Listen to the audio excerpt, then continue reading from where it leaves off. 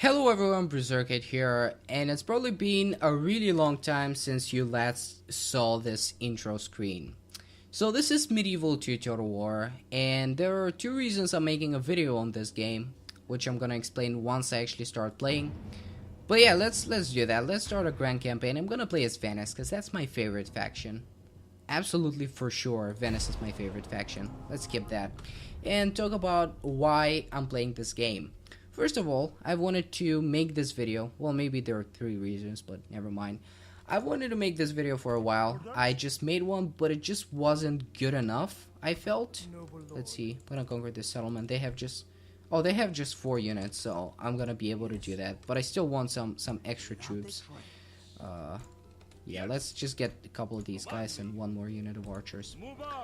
So, I just recorded a video a while ago. It just wasn't good enough, so it never made it onto YouTube. And I have 1 more settlement here, which I always keep forgetting about.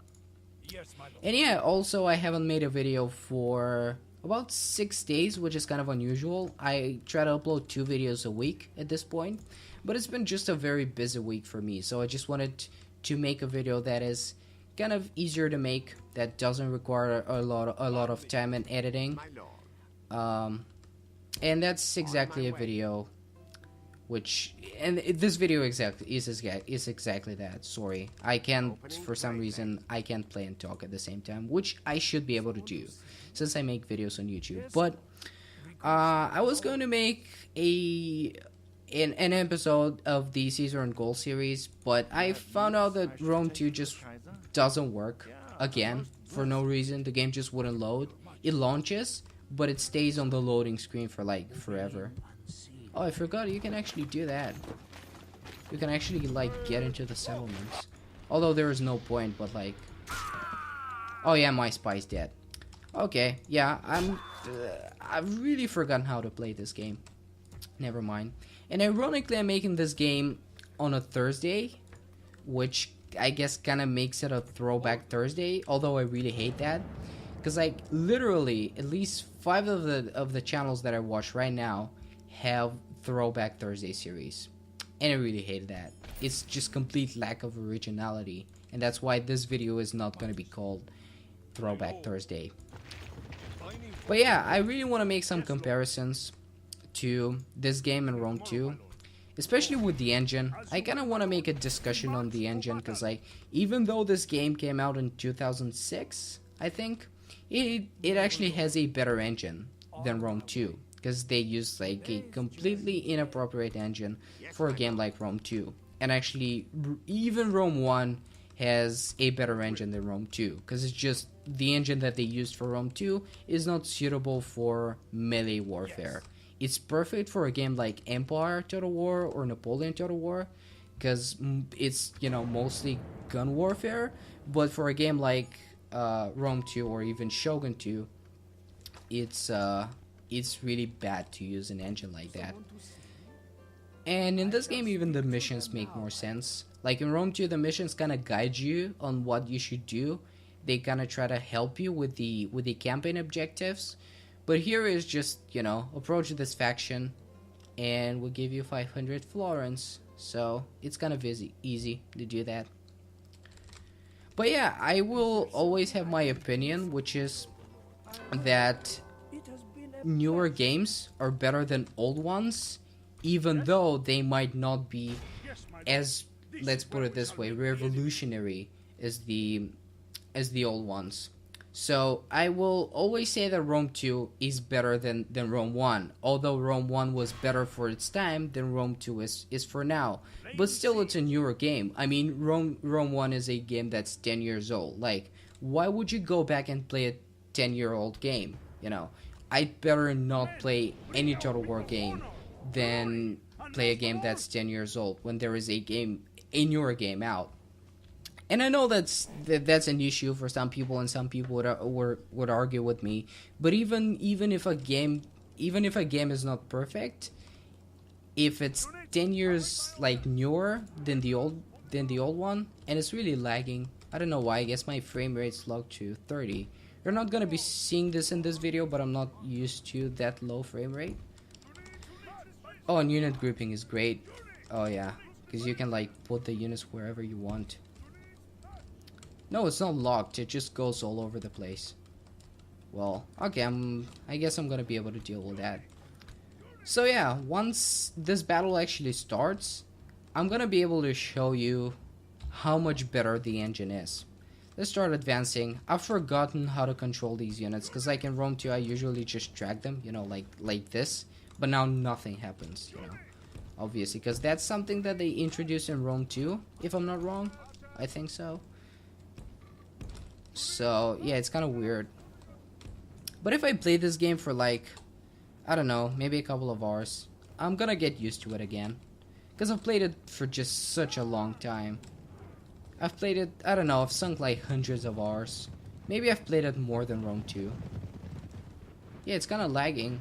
The frame rate's 20 right now. Like, really?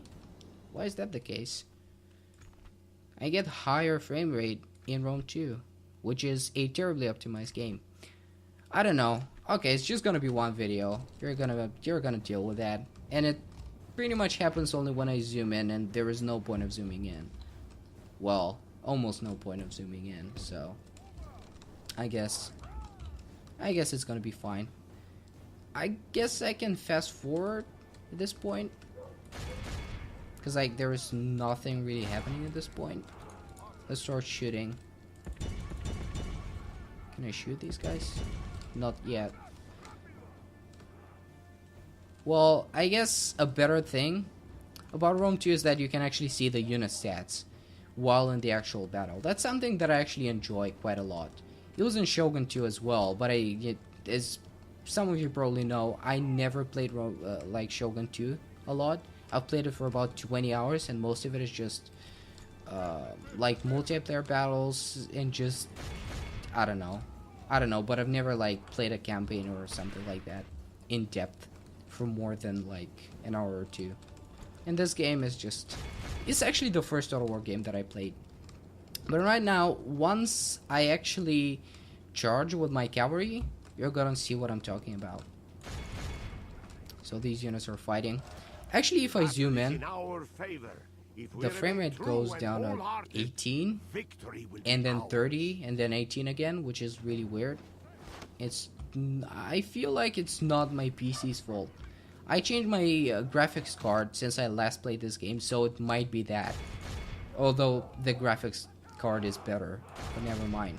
So you can see, okay, you probably can't see, but what's happening here is not one soldier fighting a different soldier. Like, it's not just one-on-one, which is the case in Rome 2. Basically, if a soldier, let's say if a guy is gonna kill another guy, it's basically a dice roll. It's percentage based. So what's taken in mind is the stats of the units and the situation that they're in. But in this case, I'm gonna zoom in again. It's probably visible. It's okay, the general is dead. And I also love the death cam. In Rome 2 it's kinda hard to figure out when the enemy general is dead. But let's say you have a huge numbers advantage in a game like this, in Medieval 2 or Rome 1. You will lose far less troops than you would in Rome 2. Because in Rome 2, once again, it's basically the battle, once the units collide, it's basically one-on-one, and then one-on-one again, and one-on-one again. Basically, every soldier is fighting just one soldier. Whereas in these games, since they have a better engine, an engine that's better suited for a game like this, multiple soldiers are gonna fight one guy, and it just works better. It's not a dice roll. Units actually have health and stuff like that. I may be mistaken about the health thing, but it just works much better when there are multiple guys that can hit just one guy, you know, and it makes more sense. It's much more realistic. Hope you get my point. And yeah, I actually saw a video about that, and there was a guy who explained it much better than I do, because he had a better knowledge about how engines actually work. But yeah, that's the case. Rome 2 has a very inappropriate engine. Once again, it's an engine that they used for Empire Total War, and I don't know why they kept it this way. For Shogun 2, they had like a really stupid like fanboy excuse. They said that basically samurais always fought in one-on-one battles, which I don't think it's historically accurate, because once you have these ginormous battles, you're not gonna care about these things. But I guess that's an excuse that they have, that they had. And for Rome 2, there was like, this is completely unacceptable. And this is something that mods can fix. And in the future, I'm gonna make a video where I'm gonna, yeah, look at that, look at that. There were two guys fighting this one guy. This is what I'm talking about. You will never see something like that on Rome 2. Just the animations look different. Once again, it's a dice roll. So virtually, of course, it's like the computer or the AI just throws a dice, and then different animations just roll in, and that's how it works. Whereas here, it's just completely different the way it works. As you can see, now this guy is gonna start fighting one of these guys, right? Yeah. So there are multiple soldiers fighting just one guy, and they change their opponents. Where in Rome 2, you will never see something like that happen. So yeah, that's, you may go and watch a video that goes more in depth about that, but just the engine is fundamentally broken. But anyways, what I was trying to get at is that in the future, at some point, it's not gonna be in the far future, it's gonna be, I don't know, can't really tell, but I'm gonna make a video which is gonna be a discussion about what mods can do, or what mods are supposed to do, what DLC is supposed to do, and what is just fundamentally broken about Rome 2, and what is beyond not believe, what the fuck, what is beyond, you know, fixing, that cannot be fixable, or cannot be fixed. Sorry, I'm really tired, like, I'm messing some stuff up.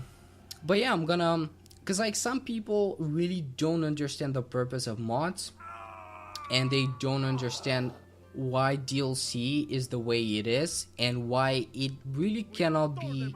It can be better than it is right now, but it can't really be the way they want it. Because like some people really don't have an understanding of how these things work, and they think that Rome 2 can be like completely fixed, which is not the case. There are a lot of things, you know, aside from the engine thing, that are just unfixable at any point. Like, you can't change the engine with a patch or something like that. There are only so many things that you can patch. But anyways, I think that's gonna be everything on this video. I hope I made my points clear, and I just wanted to make it as kind of a comparison between, you know, Rome 1, Medieval 2, and Rome 2, and how these games are actually better in some aspects than Rome 2, which is like completely unacceptable, since these games are, with the case of Rome 1, 10 years old, and this one is, I think, 8 years old.